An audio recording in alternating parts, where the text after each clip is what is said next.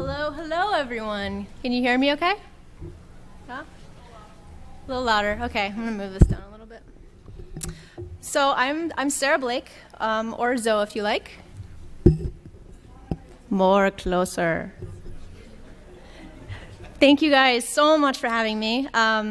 It's amazing to be here amongst all you amazing people and the amazing speakers here at FITC Toronto. I'm an illustrator, and basically all I do is make silly drawings that are fun for me to make. And today I'm going to share a little bit of my background and how I found my way doing that. I'll show some of my process and how really a hobby and a passion turned into a real job for me years later. I go by the moniker Hello Zoe online. And I'll explain that a little bit later, but here's my website and social handles in case you guys have any questions for me after the talk. And before I get rolling, here are some things about me.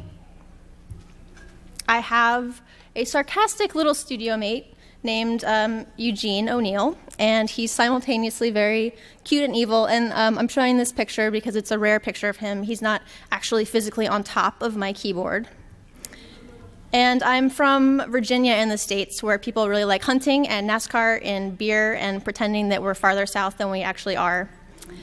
And I moved to New York City for school, and I've been there and totally in love with it ever since. And 3 random facts about me. I love Brussels sprouts more than any dessert you could possibly put in front of me. I've traveled to 3 different cities to see Radiohead shows, which were all canceled due to 3 different freak accidents. If you guys remember, this last photo here is here in Toronto when the stage collapsed. So I think I should probably not go to Radiohead shows anymore. And once my friend Mike shaved my head, and it was totally fabulous, and if you're a girl, I think I highly recommend that you try this at least once in your life. Over the years, I've worked in a number of traditional design jobs and studios under a few different job titles. And to make work that really felt all mine, I've always illustrated on my own outside of the office or a traditional job. And gradually that side work became my main focus, and to my surprise, also turned into a real job of its own years later. After Tipping Point, I became a freelancer, and I still do work wearing a number of different hats, but I feel most connected to illustration because no matter what discipline I'm working in, I always have to start pencil to paper first. And I think there's something in all of us where we're driven to create work that has some element of our unique selves infused in it. And for me, I'm best able to work like that when making drawings. And it was through working in a number of different environments that I realized overlaps in art, illustration, and design. And where art is more about feeling, design is more about problem solving. And illustration for me falls somewhere in the middle.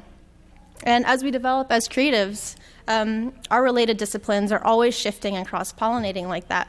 So I'm really grateful for my jobs in design because they actually taught me about illustration without me knowing it. Some of the design work I've done over the years is purely digital. And I still do a lot of icon and identity work like this. But the main thing that was lacking for me was some kind of fingerprint. There was nothing that was really unique to me about this type of work because anyone with Photoshop or Illustrator could make this stuff, which is totally okay too, but it never was really mine. The type of work that I love to make had a more handmade feel. The lines were messy and imperfect and unplanned. And there was no grid system. And for me, it's kind of the difference between handwriting a letter and writing that same letter with a word processor. As I started finding my design voice, I realized that I was able to explore more of the overlaps between design and illustration by getting off the computer. So I started taking on the very same design challenges and exercises like logos and lettering, but executing them by hand instead. And the work that I find most exciting is the stuff that falls somewhere in the overlap between art and illustration. So that's mainly the work that I'm going to show and talk a little bit about today. And at the heart of this, I believe that the most important thing creatively for any of us, no matter how we're working, regardless of our background, our disciplines, it really comes down to one very simple thing, and I named my studio for it as a personal reminder. My name is Zoe, and it's just a totally nonsense word that I created out of 3 personally significant letters. But what I like about them is that the Z and the S, they come together to form an upside-down heart. And I believe very simply that all we need is love. And I believe if you follow your passions, you will succeed no matter what, because you'll be immersed in an activity that has meaning to you. So when I started out years ago and was very unsure of my future and my career, my name stood as a reminder to really keep after those things that I loved. And for me, I always loved to draw. Not well, but I loved it, and most of the time I still feel like that. And if there's any question for you about what that thing is, just look back to your childhood. We are who we were as little kids. My mom loves to remind me of my very first storybook that I wrote in elementary school. The little story was called The Snortvart. And the Snortvart is this imaginary animal that I invented. His parents were both deer, but he mysteriously was a hybrid of an elephant, a rabbit, a moose, a dog, and a deer. So here are the cliff notes to this little story. When the Snortvart was born, all the other animals panicked, and they wanted to banish him from the forest for being such a little freak. And Mother Deer protected him. She protected the little Snortvart and let him decide if he wanted to stay safely at home with her, or if he wanted to brave the ridicule of the other little forest animal children and try to go to school. And the Snortvart bravely chose to go to school despite the torment and antagonism of his classmates. And he studied his subjects very hard, and he especially loved his art class, and he pursued them with passion. And eventually he became very good at his favorite subjects, and the other animals came to both appreciate his weirdness and his many talents. And he made lots of friends, and everybody lived happily ever after at the end, of course. And this was probably a little bit of wishful thinking from the author here. Here I am ready to go lead the nerd army with my stuffed animal mouse backpack and red suspenders. And I also wore an eye patch and had very thick glasses, which really did not help my popularity. And my mom still has this extensive collection of my kitty glasses on the right. And she also still calls me her little Snortvart. So I was born with a lazy left eye, and I had corrective surgeries when I was very young. And I've worn glasses and contact lenses ever since, and my sight has never been great. So the effect of a very nearsighted and very shy and awkward kid who was mainly interested in visual things was to examine everything up close. And my world revolved around nature. Nature and textures, and I was obsessed as a little kid with these cicadas. And every 17 years in my hometown, they come out by the hundreds of thousands to molt and breed. And one of these years fell when I was a little kid. And they leave their skins that he's blossoming out of right there all over trees. And so I would go around my backyard and collect them and put them in jars and also scare my baby sister with them. And now at 29 years old, I am really just a bigger version of that very same kid. This is just earlier this year in Indonesia. I'm playing with a giant banana spider at a coffee farm. And if you're curious, yes, they do bite. You just have to really, really piss them off. And nature has always remained a huge influence throughout my life. So by the time I got to New York City to go to school, I was falling in love with stuff like this. And these are biology studies by Ernst Haenkel, but they really look like fine art to me. And I also was really falling in love with Minhwa Korean folk art. I love it so much because it just kind of embraces its deformities and is gestural. And you also didn't have to be a professional artist to make this kind of stuff. It also tended to be themed around telling stories with animals. And I am just awed by Gustav Klimt's portraits. There's just such a balance of a beautiful, realistic portraiture with completely off-the-wall patterns and textures. And then I found Once Upon a Forest by Joshua Davis. And this work changed something for me because it was the first digital work that I'd seen that still really had that organic feel to all the nature art that I love so much. So my vision never really improved beyond what my childhood surgeries and my glasses and contact lenses could fix. But it was never really a big deal, and it never really kept me from doing things. But I did sort of carry this nearsighted perception and experience of the world into my adulthood. And I started having a little bit of fun trying to find ways to exploit it. And this started in the form of cataloging textures wherever I went with my little digital cameras. There are stories within all the surfaces all around us, and for me, these textures are really about re-remembering that day, walking around and just exploring much like a kid. If they're unique enough textures and you can remember exactly where you snapped it, it's kind of re-experiencing those shadows of memories which are naturally infused in them. So texture hunting makes you feel like a kid again. You're just digging around your world, you're just exploring and imagining. Here I was on a walk in a new city by myself, and from far away, this very sad-looking strip of highway doesn't really look like much. But then there's this amazing sudden pop of color in this totally random arrow. And suddenly, up close, the gashes of color offer a way more excitement than it by itself. And my imagination starts to wander. And suddenly, I have great vision. I have even superhuman vision.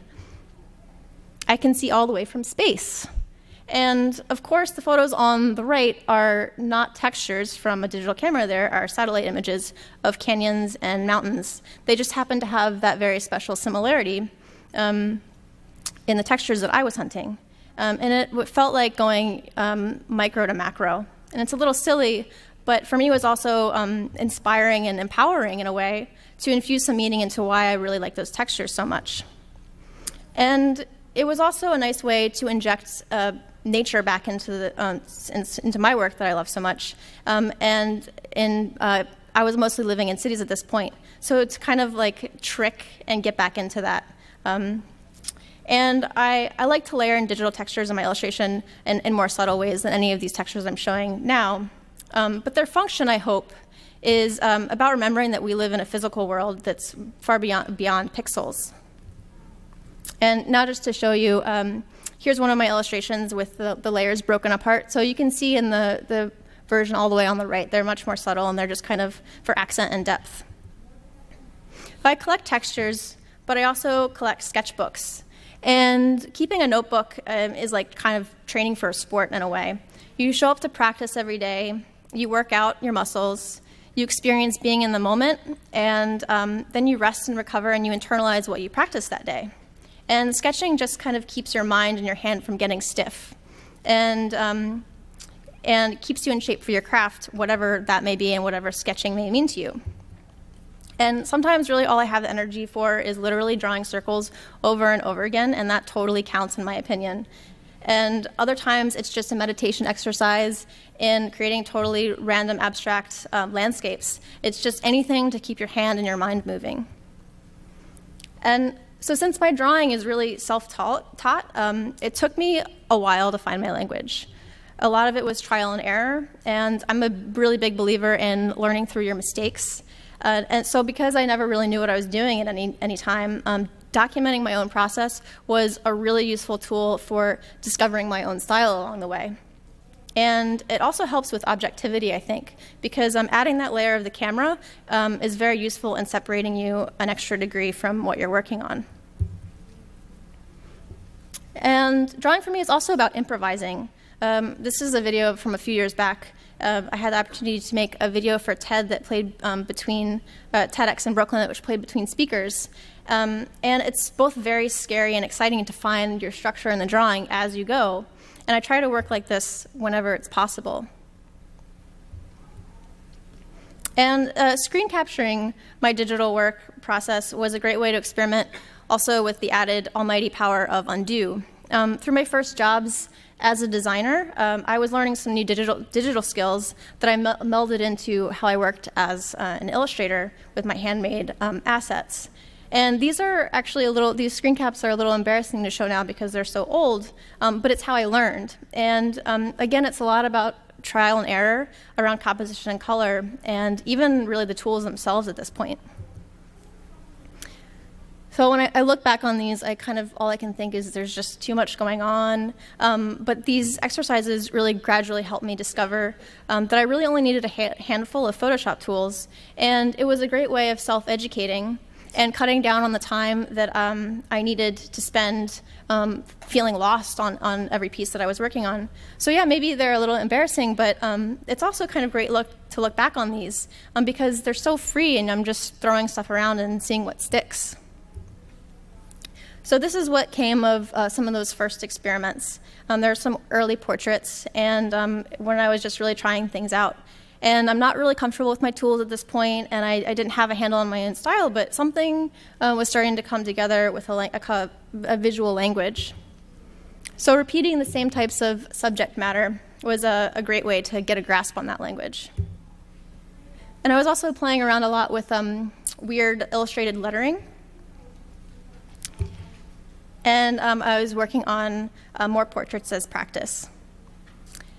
And it was around this point of putting my work online that I started getting some great support from blogs and even some emails from brands that were asking to work together. And until this point, I'd never gotten paid a dime for any of my illustrations. So this was a really exciting turning point, it felt like.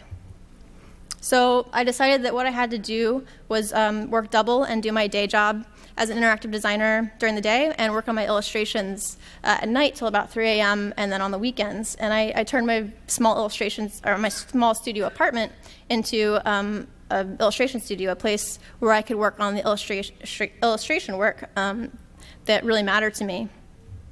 And I always loved this quote, "I'll sleep when I'm dead," so I kind of made that my mantra at the time, but now I feel old, so it doesn't quite work as well. So it was around this point that I realized these 4 key things, really. The first one, the tools don't matter, and there's no right way to do something. The next is don't wait for someone to hire you. You just have to do the work that you want to do. And also separate your love of the work from money motivations. And the last one really, I think, is the hardest. Free yourself from expectations. And that means freeing yourself not only from others' expectations, but expectations you put on yourself. And my first big client job came from my dream client. I was absolutely dying to work for Nike. I'm into sports myself. They're the awesomest. And that was somehow my first big client. And they had 7 big blank walls in New York Midtown, the Nike Foot Locker House of Hoops store, and I was like beyond excited. And they wanted me to fill the store with 7 enormous murals of top NBA players, and it was based on some portrait work that I had done earlier that they'd seen online. So of course I said hell fucking yes. Even though I really had no idea how I was going to do it, and I didn't really have that much experience with doing real client work. And so first I'll show you the finished murals, and then I'll show you the process, because for me, my first really big job for my dream client was totally scary and full of challenges. So overall, I was really happy and proud of them, but by the end of this project, I was completely doubting myself. And this is more of what they look like for real. This is my apartment where I worked, and it's a very small space. In New York, it's tough to get much space at all. So even if I was going to draw these scales just to a fraction of the scale, I didn't physically have the space to tack up the paper. So my solution was taping sheets of Bristol paper together on the floor and working on them in pieces and then scanning them in pieces. And here's Eugene. He's helping you guys with scale reference for this presentation.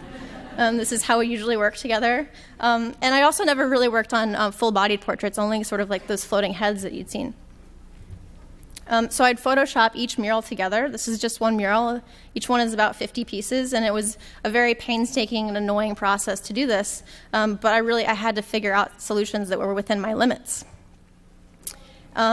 And that was really half the challenge. The NBA is a big business, and each player is really essentially his own brand, and he needed to be portrayed very specifically. And I was just kind of used to doing whatever with my own work.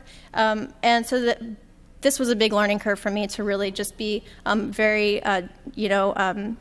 direct and conscious of all the details that the NBA needed me to be aware of. And I'm also not a great photorealistic illustrator, so there needed to be a very close likeness, and completely understandably so, but this was a huge challenge for me. For instance, LeBron's tattoos needed to be completely accurate, and if there was lettering, you needed to be able to read it. And the reference photos that had been provided to me were actually blurry, and you couldn't read the tattoos and the photos themselves. So it kind of came down to me doing a little bit of like research on Google Images, a little tattoo detective work, lots of stuff like that, just lots of details. And sometimes in the midst of revisions, new shoe deals would come through.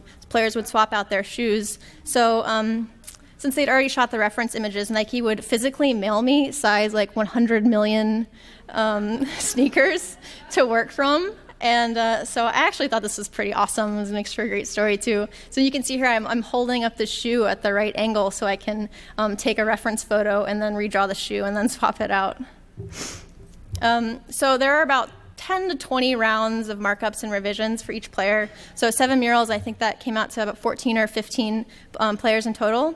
And so this was something that was new to me, and I wasn't expecting it when I, was in my naive excitement for the project. And so I took the rounds of revisions as a reflection on whether or not I was doing a good job.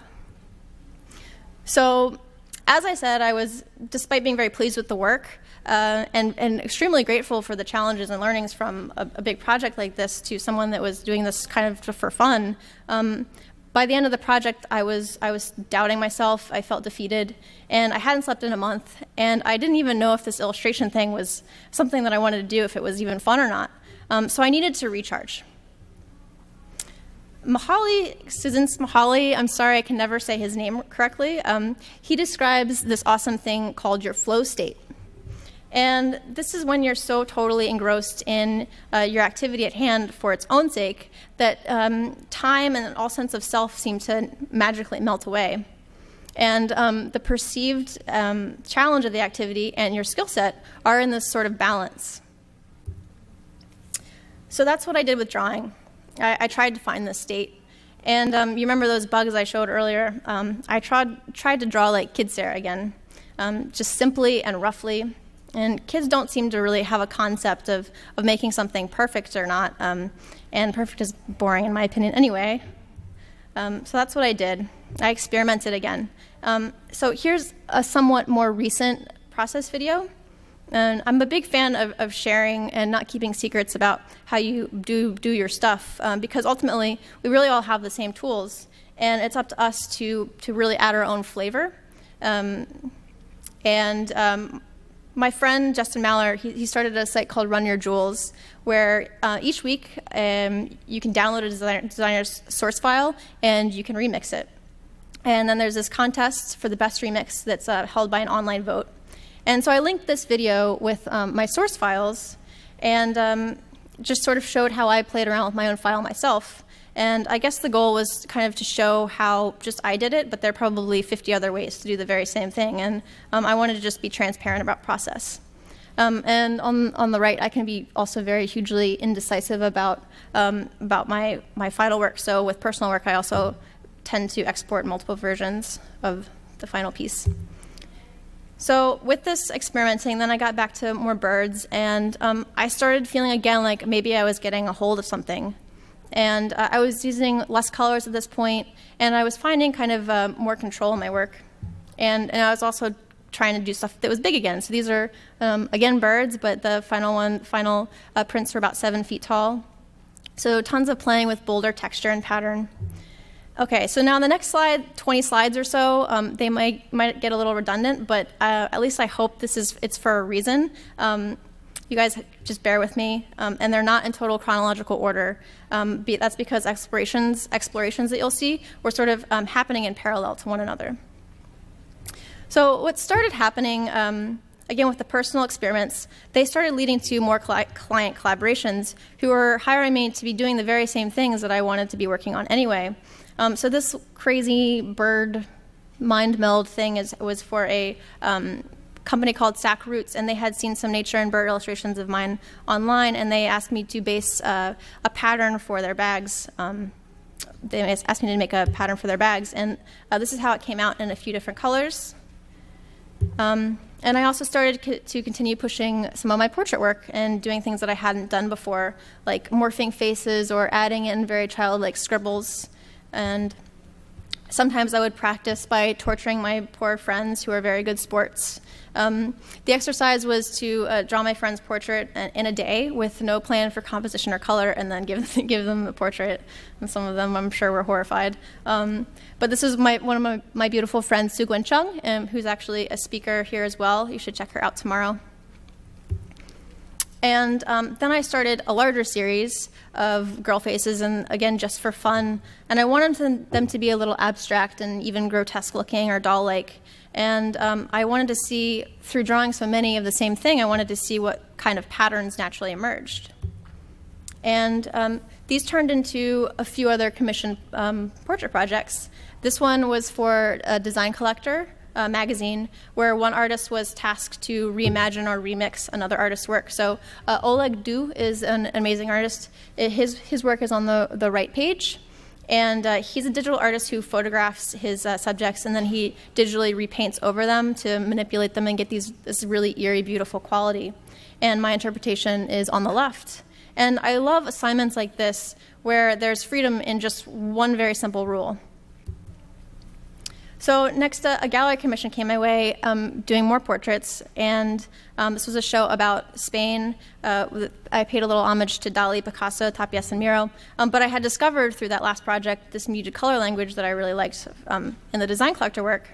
And this sort of personal work, commission work, started to ebb and float into one another, and there was an evolution with them that happened together.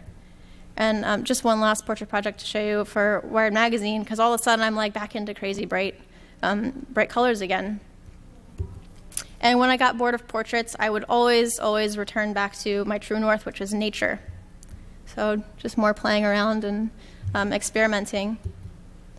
And botanical experiments led to another opportunity, creating some illustrations for Ford, which led to some little weird kaleidoscopy things. And that flowed right back into more elaborate personal experiments, which flowed then again into some fun identity work for a conference in Denmark called Code Garden. So I thought this weird symmetrical blossoming thingy looked appropriate.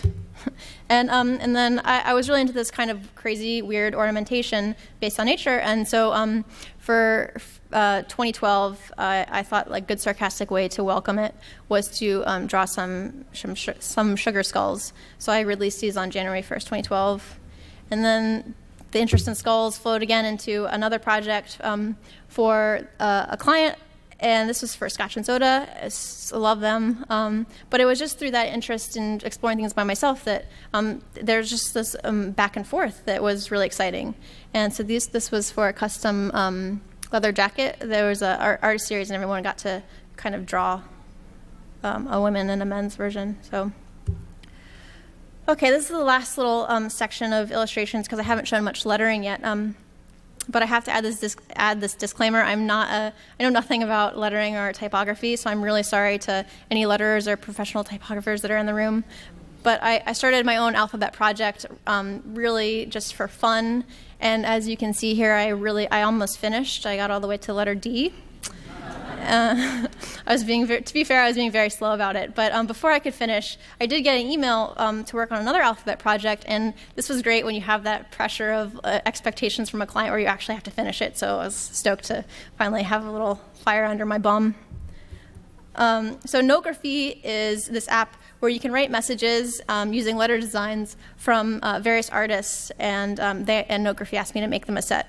So a bunch of great letters and letter designers who contributed to this project. Some you may know are Jessica Hish, Alex Trochu, Non-Format, amongst a bunch of other really awesome people. So you should check this app out, by the way. Notegraphy.com. It's really fun to just, even if you want to write yourself a grocery list, it's a beautiful way to do it. So out of all this pattern of personal work and client work sort of flowing in together, into one another, excuse me, something became very apparent to me. So while I was so grateful for the client work in ways that challenges me, I still feel somehow most proud and connected to the personal work that I make. And I think many of us do. And it's why we do it even when we're running on empty and we're tired and we are already have full plates. And this realization at this point was kind of more of a reminder just to stay grounded in the stuff that we like, even if no one else does. And I think that really requires a certain amount of trust in yourself and also in the universe. So that's really only the secret I know to being an independent maker of things, and I guess it's not really even a secret. You gotta do work to get work, and it has to be stuff that you like, because even if you don't get work from it, it really doesn't matter. You win anyway, because you're doing what you like. I want to talk about the last little section, the importance of collaboration. And I think it's extremely humbling to get to work with another person who's an expert in their discipline, and it teaches us new tools and ways of working and thinking. But above all, I think it helps turn work back into play for us. It gets us back to our kid selves. So last year, I had the opportunity to collaborate with one of my friends and longtime inspirations, Joshua Davis. He's widely known for his generative art, and I mentioned his Once Upon a Forest project earlier. He's just always been a huge inspiration. And we'd gotten in touch, and we had talked about doing a collaboration somehow. And we had talked loosely about doing something that was based on sea life, since we're both really big nature fans and nature lovers. So I made like 50 or something of these these standalone sea creatures, and these were just assets for him to start playing around with. And Josh seemed most interested in just the coral that you'll see on the right. And on my own, I started throwing together some sort of tests and compositions, rough compositions of sort of a kaleidoscope thing, and just rotating things to make them even more abstract, and based on some kaleidoscope work that I'd seen of Josh's that I was really into. But thankfully, Josh sort of had some newer ideas of things he wanted to try out, and he made some quick demos. The idea here was to do something with motion and randomness, and when we finalized this project, we wanted it to interact with the sound input from your microphone, so users could actually, like tap and play play with these weird life forms. But before we got any further with this project, past this little demo, this project sort of fell by the wayside because we both got busy, and that's kind of the major bummer about personal work, is usually it gets put on the back burner when you have to do other things.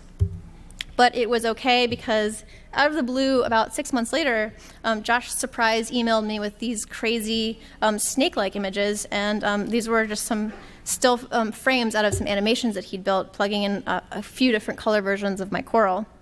And our favorites, he then composited into this crazy dragon-like piece on the right. And making this image was so awesome for me, because I was working with one of my, someone I really admired, and it was also so unlike anything I could ever have created physically by myself. I didn't have the tools or the skills, or my mind just didn't work that way. And unexpectedly, this collaboration kind of had a second wind to it, and it turned into an entirely new project a little bit later. Josh and I were both exhibiting at the same museum in Cincinnati with all art that you could play with, put on by the Off Festival for this museum show. And I had made this CMYK butterfly puzzle, which mixed 3 puzzles to see if it was even possible to make one puzzle out of the 3 colors all mixed together. And I don't think it's actually possible. I think it's kind of a mean trick. But this is the artwork. The background pattern behind the butterfly was built from a collage of these little leafy abstract things. And as I was finishing the puzzle and getting everything ready, I had seen on Twitter that Josh was working with Leap Motion. And for those of you that don't know Leap Motion, they're these small USB devices that they have these sensors that read the points of your fingertips, and you can map these with various media to do all sorts of things. And the day before we were supposed to fly out, I emailed Josh to see if maybe we could fill up one of the blank walls in the museum with some sort of interactive version of what we'd done before, but this time using Leap and a projector, because it was very easy and quick to install. So Josh adapted some of his code and plugged in my assets, and when we made this really crazy twisting dragon-like shape, which I was really excited about. And I love that this was in monochrome too, because we'd both been doing really crazy bright stuff at the time. And the idea is that as you interact, your patterns will be painted over the old ones. So in theory, your contributions to the museum, they'll always be there, just buried in digital cache layers. So here it is in the museum, with Josh being awesome and me being generally awkward and shy as usual. And that was that. So what am I excited about in 2014 right now? I've realized the new challenges of making things simple, and that's really what's exciting to me. And it might sound super boring, but bold and simple has me really pumped right about now. And I'm trying to take away and not add, and it can be really hard to edit yourself like this. So I'm using fewer colors, fewer tools, and I'm trying to work more quickly in general, maybe even more primitively, and trying to get back to that old folk art that I love so much. So recent stuff is really flat and direct, and I'm kind of into that right now. Sorry if it's boring. The work relies more on like color limits and color families, and so these are.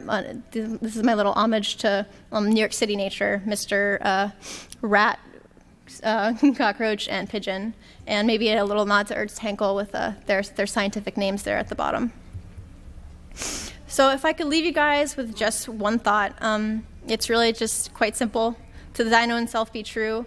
You guys know at this point that I'm a big animal lover, so I ask you guys to please help out my favorite endangered species, the brave, weird, and industrious little Snortvart, and you can do this by becoming one yourself. Thank you guys.